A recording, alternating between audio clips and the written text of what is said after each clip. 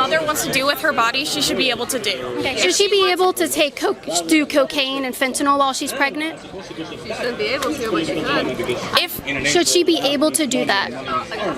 While she's pregnant, it is her body, it's her choice. She should be able to do cocaine and fentanyl while she's pregnant at 9 months? If it's her choice, then yes.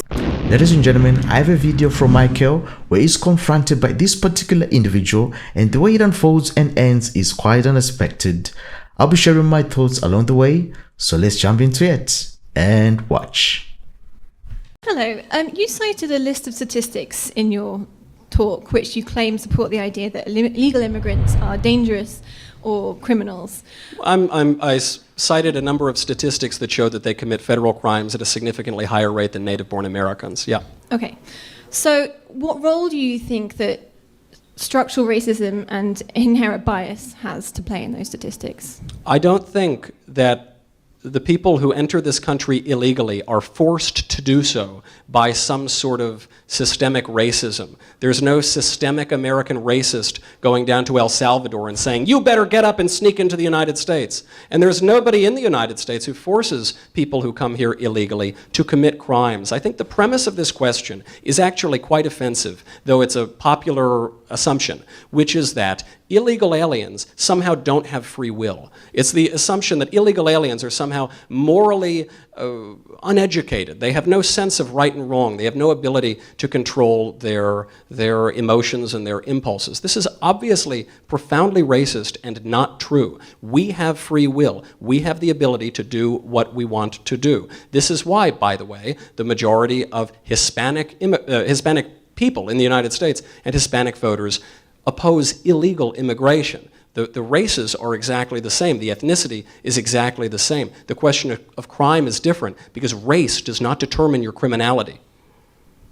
That's not what I'm saying. I'm saying that people of color are more likely to be convicted of crimes unfairly than white people. They're more likely to commit certain crimes, that's true. I don't think that's because of their race. I think it's because of aspects of their free will and perhaps of culture.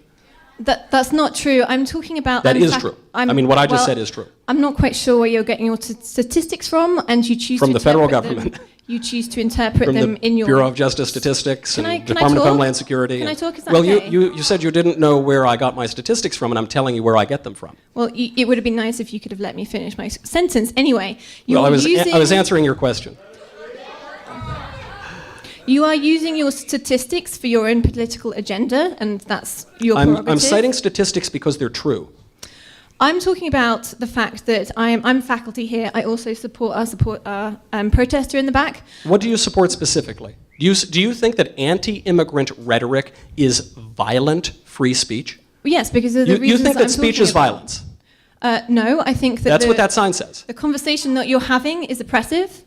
So I am oppressing people by what I'm doing. So I am exerting violence on people by my speech. That's what the sign says, and that's what you just said. It contributes to... And the protester is saying that's exactly what I'm doing, and she's saying that's exactly what her sign means. So that means that you, a faculty member at an American public university, paid for by taxpayer dollars, are conflating speech with violence. Yes. Speech can be violent. What you are saying contributes to systemic racism in this country. It means that my students of color are pulled over and accused of stealing a car when they did not. I'm not pulling anybody over for stealing any cars. I see many people of many different races in this room. They all seem to be doing just fine. I don't think any of them have felt violence because they listened to a lecture on basic facts about our immigration system. The question was, have I asked people in this room if they've felt as though some violence has been committed on them? No, I haven't asked, because no violence has been committed on you. Because violence is not a subjective feeling. Violence is an objective fact. I can objectively gauge whether or not someone has become violent. The other day, I was at the University of Missouri, Kansas City. Some protester attacked me with some weird chemical. That was an objective act of violence. But somebody disagreeing with me, such as some people in this room are doing, are not committing violence on me. And I would say to you, as a faculty member at a taxpayer-funded university, this is the foundation of liberal education. If you cannot understand that there is a difference between speech and violence, you don't understand anything that undergirds the liberal arts or liberal education. And that is a real shame. And I say this with all respect and with great distress for our universities. If our teachers don't understand the difference between ideas and violence, between speech and violence, then they are in no position to educate the next generation of Americans.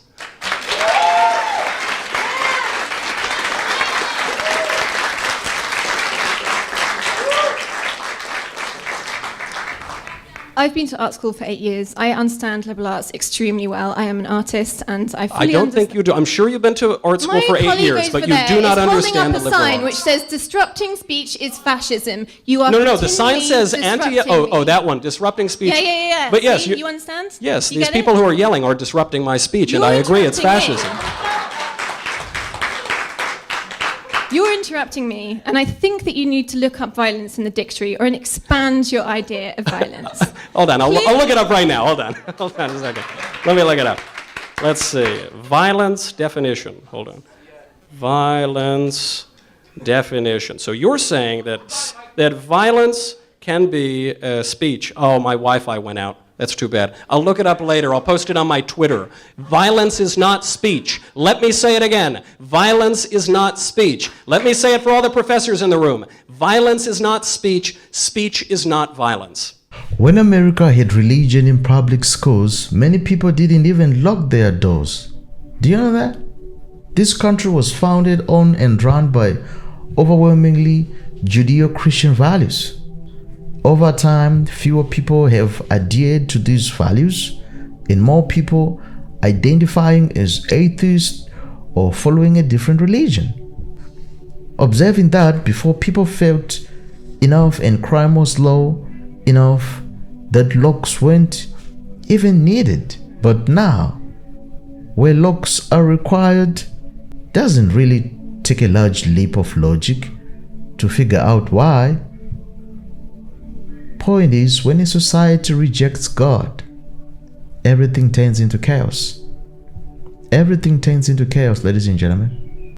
The world may reject truth, but we must remain steadfast in our commitment to it.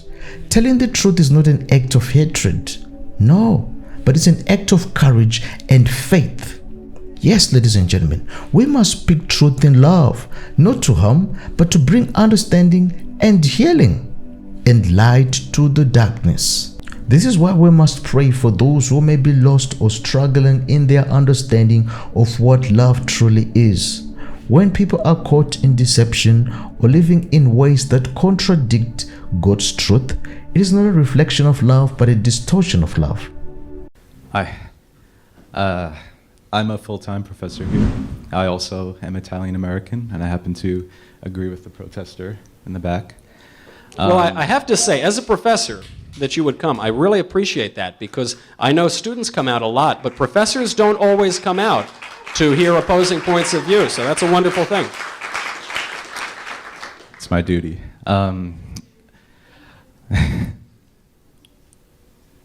But I've left you speechless. I've dazzled you. Thank you.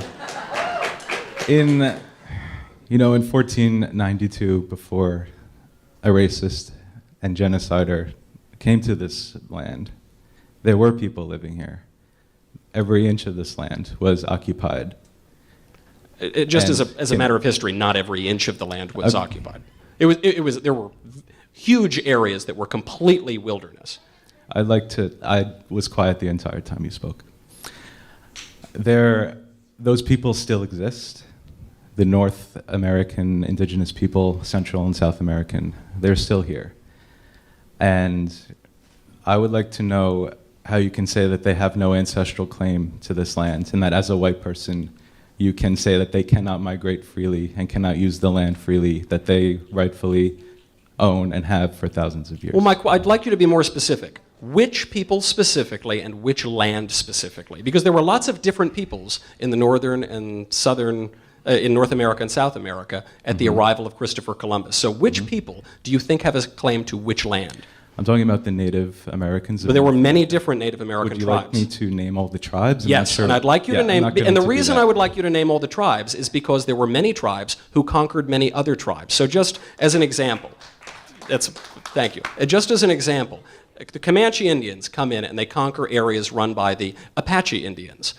Now the United States comes in and it owns that land. To which tribe should that revert? To which tribe should that land revert? The Comanche who had it before us, or the Apache who had it before them? Moreover, for the people who still exist, you're referring to Christopher Columbus in an ahistorical way by calling him some sort of racist or some sort of genocidal maniac. The man never committed any sorts of genocide at all, and he was actually known among the Spanish explorers for his good treatment of the natives. That point is neither here nor there. And I encourage people to read biographies of Christopher Columbus because there's a lot of historical fiction out there. The point on that is that when the Spanish came to this country, and to this continent, they did create a new race known as Latinos. This is a mixture of Spaniards and Native American populations. So if we are going to revert certain land to native populations, why would we not then immediately take that land away from them because they also descend from Spanish explorers?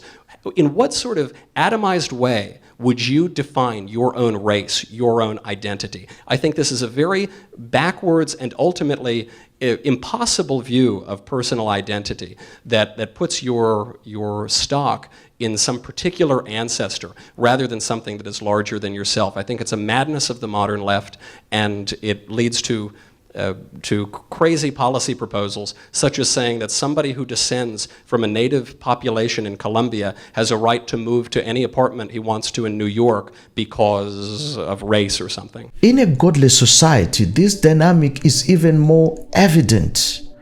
People spiritually disconnected from the truth of God can become blinded by their emotions and worldly perspectives. The absence of a strong moral foundation rooted in faith leads to a hardening of the heart.